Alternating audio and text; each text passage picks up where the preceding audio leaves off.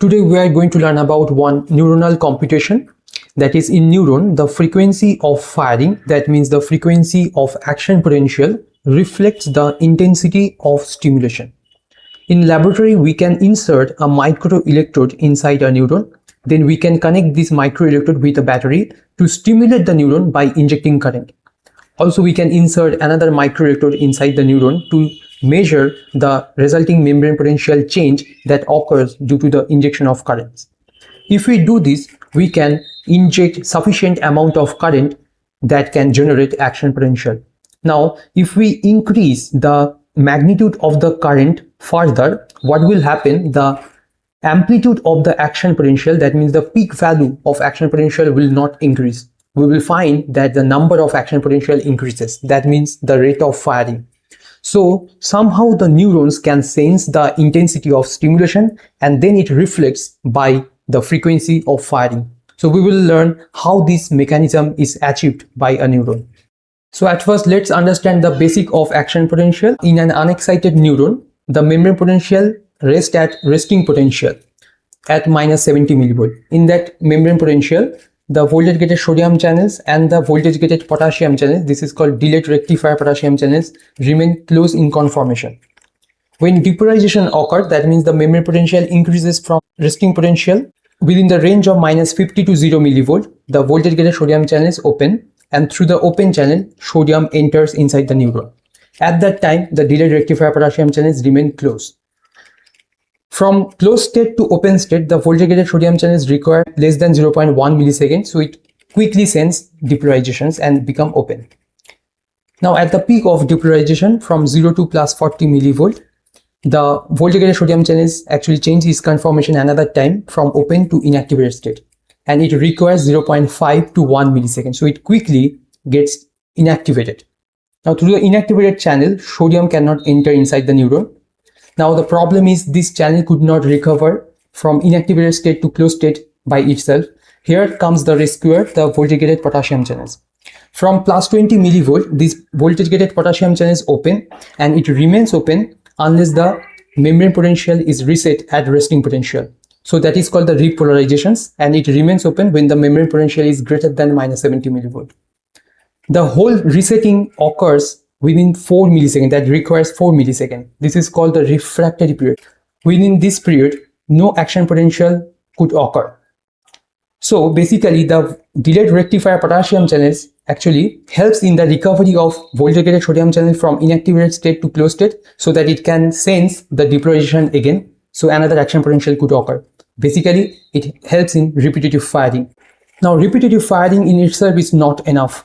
Why? Because below a certain threshold level of steady stimulation, neurons will not fire at all. See, this -50 is the threshold potential.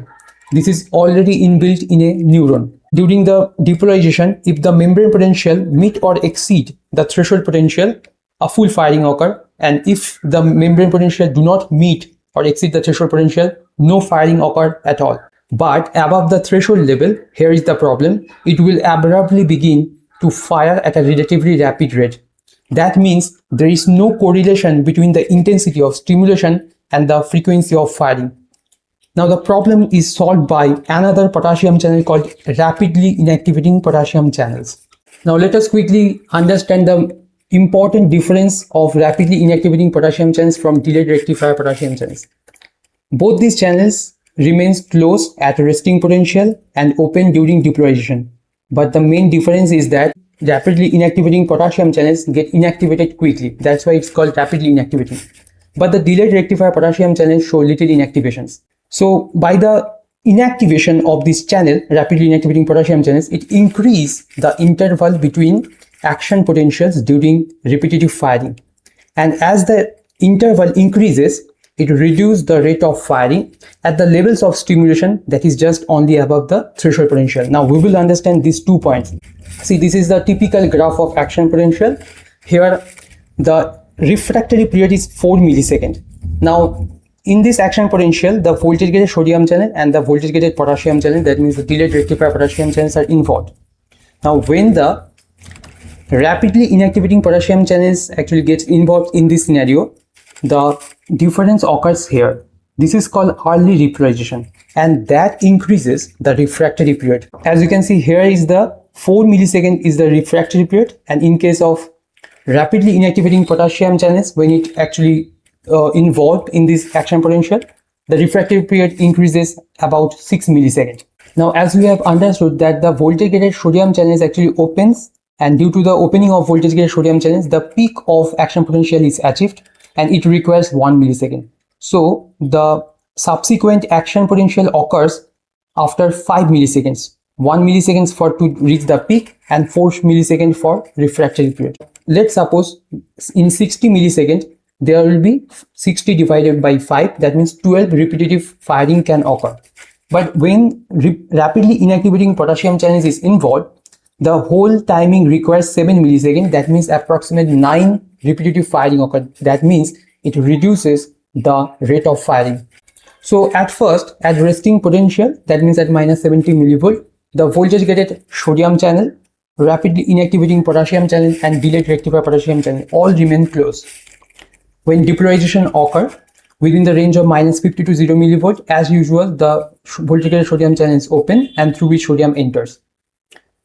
And within 0.5 to 1 millisecond, the voltage gated sodium channels get inactivated. But in that period, to plus 20 millivolt, the rapidly inactivating potassium channels at first become open, and through which the potassium actually come out of the neuron.